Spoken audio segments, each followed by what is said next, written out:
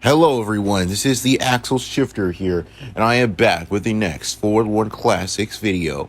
In today's episode, we're going to be discussing a mobile game that's still on an app store, still on the Apple App Store, but still not many people really talk about it. It's not very well known.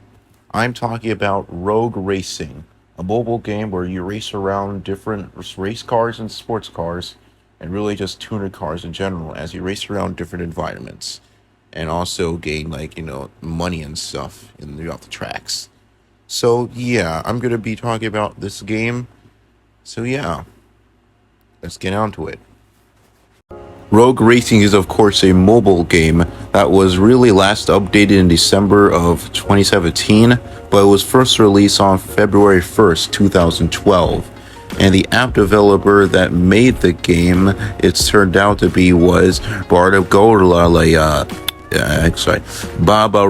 yeah, that's the developer name, Barbaroga, that made this game back in the day. So yeah, as you could probably already tell by the footage, the game is about racing, of course, as you race around these different cars, racing around the different streets and other locations throughout the game itself. And you can also collect money and upgrade and customize your cars, making them become even more powerful by the end of the game when you completed the whole thing. And now, really, I kind of do like the progression of this game. It is pretty cool, as it's the standard progression type of game where you build up to your car list and it gradually becomes more and more powerful, and you get to customize your cars and really make them your very own vehicles that you use throughout the game, meaning that you actively work yourself hard to that point.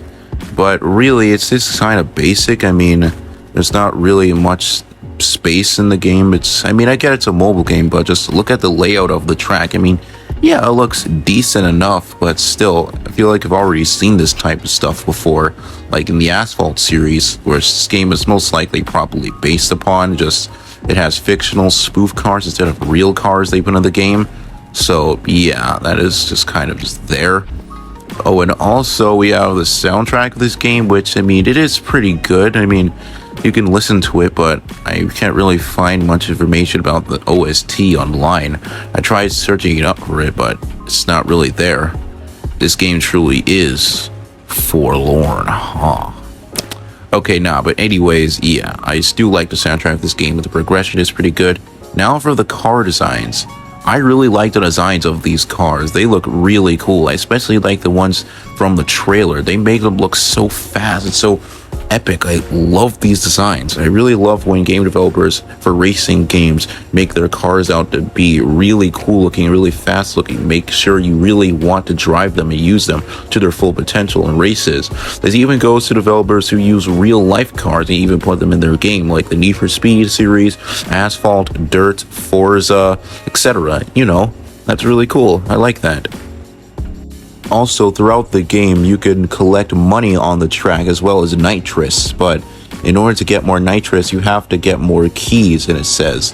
Keys allows you to get really most of the money in this game, the in-app purchases, and even the nitrous is there.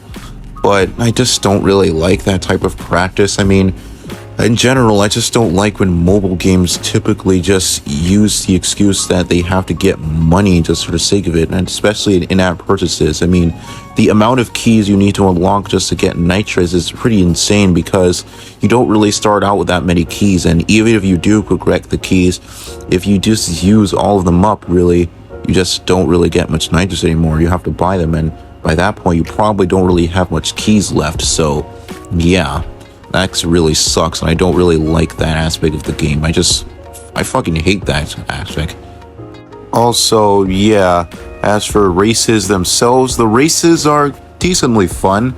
I suggest you can have some amount of fun with it, trying to swerve your way through the other opponents. But I might ask, why are there barely any traffic throughout all these roads? It's like this game as like the tribute to the Fallout universe. Barely is anything is here.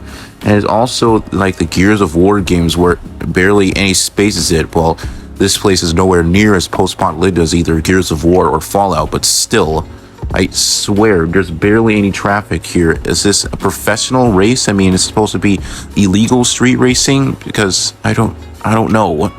Why there's no traffic? Is everyone home? Is this COVID-19? Does this game predict 2020? Does this game predict the current state of the world? I don't know. Does this 2012 game actively just predict the future? Yeah, I still don't know.